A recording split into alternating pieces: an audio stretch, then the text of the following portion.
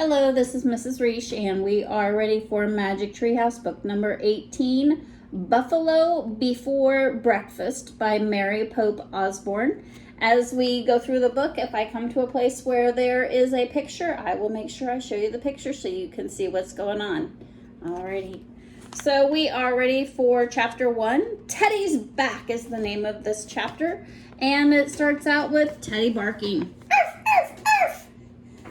Jack finished tying his sneakers. Then he looked out his bedroom window. A small dog stood in the early sunlight. He had floppy ears and scruffy brown fur. "Teddy!" Jack said. Just then Annie ran to Jack's room. "Teddy's back! It's time," she said. It was time for their second mission to help free the little dog from a spell. Jack threw his notebook and pencil into his backpack. Then he followed Annie downstairs and past the kitchen. "Where are you two going?" their mom called. "Outside," said Jack. "Breakfast will be ready soon," she said, "and grandmother will be here any minute." "We'll be right back," said Jack. He loved his grandmother's visits. She was kind and funny, and she always taught them new things. Jack and Annie slipped out the front door, and Teddy was waiting for them. "Arf, arf, arf," he barked. "Hey, where did you go last week?" Jack asked him. The small dog just wagged his tail joyfully.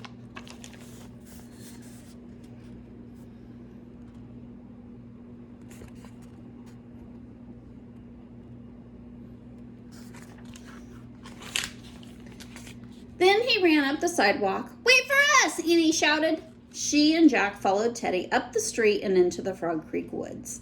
They ran between the trees. Wind rattled the leaves. Birds swooped from branch to branch. Teddy stopped at the rope ladder that hung from the tallest oak tree in the woods.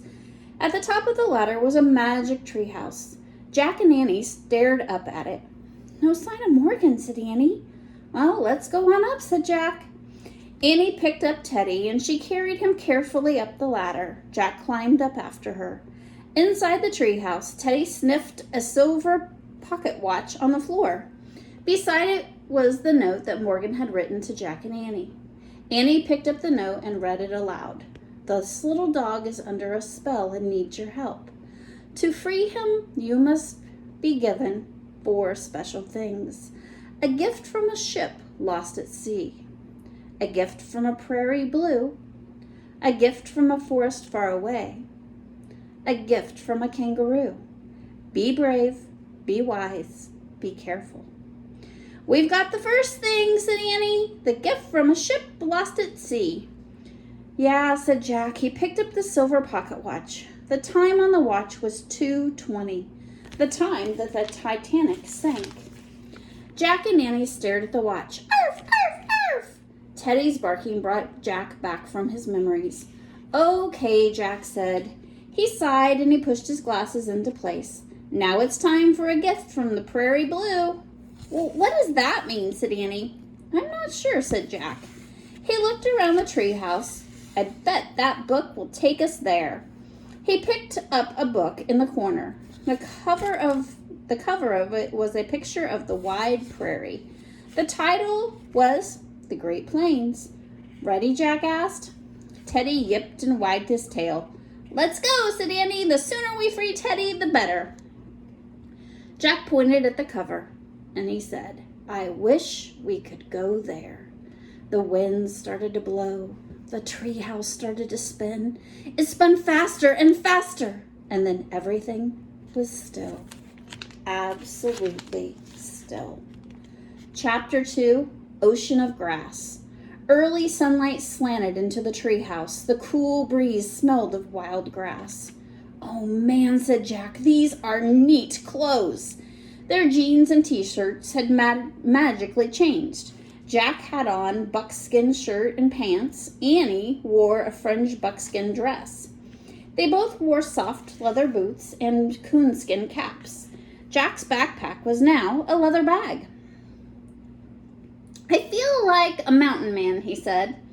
"Are you missing? But all you're missing is a mountain," said Annie, and she pointed out the window. Jack and Teddy both looked out. The treehouse sat in a lone tree in a vast golden prairie. The sun was rising in the distance. Wind whispered through the tall yellow grass. Shh, it said. We need a gift from the prairie blue, said Jack. I bet that means the sky, said Annie, and she looked up. Yep, the sky was growing bluer as they watched. But how are we supposed to get to it? Just like last time. We have to wait until someone gives it to us, said Annie. I don't see any sign of people out there, said Jack. He opened the book and he read aloud. The Great Plains are in the middle of the United States. Before the 20th century, this vast prairie covered nearly a fifth of America's land. Some called it the Ocean of Grass. Jack pulled out his notebook. Come on, said Annie. She picked Teddy up and carried him down the ladder. Jack quickly wrote, Great Plains, lot of land. Wow, this is like an ocean of grass, Annie called from below. Jack slipped the Great Plains book and his notebook into his leather bag, and he climbed down. When he stepped onto the ground, the grass came all the way up to his chest. It tickled his nose. Achoo! Jack sneezed. Let's go swimming in the ocean, the grass ocean, said Annie. She started off with Teddy under her arm. The wind blew so gently as Jack hurried after her. All that he could see was rolling waves of grass. They walked and walked and walked. Finally, they stopped to rest. We could walk for months and never see anything but grass, said Jack. Arf, arf, arf, Teddy barked. Teddy says there's something great up ahead, said Annie.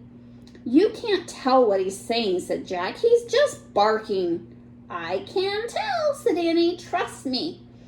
We can't walk all day, said Jack. Come on, just a little farther. She started walking again. Oh, brother, Jack said. But he kept going through the tall, rippling grass. They went down a small slope and then up a small rise. At the top of the rise, Jack froze. Wow, that is great, he whispered. Told you, said Annie. We'll stop right there. We'll be ready for Chapter 3, The Black Hawk, tomorrow. Have a great day.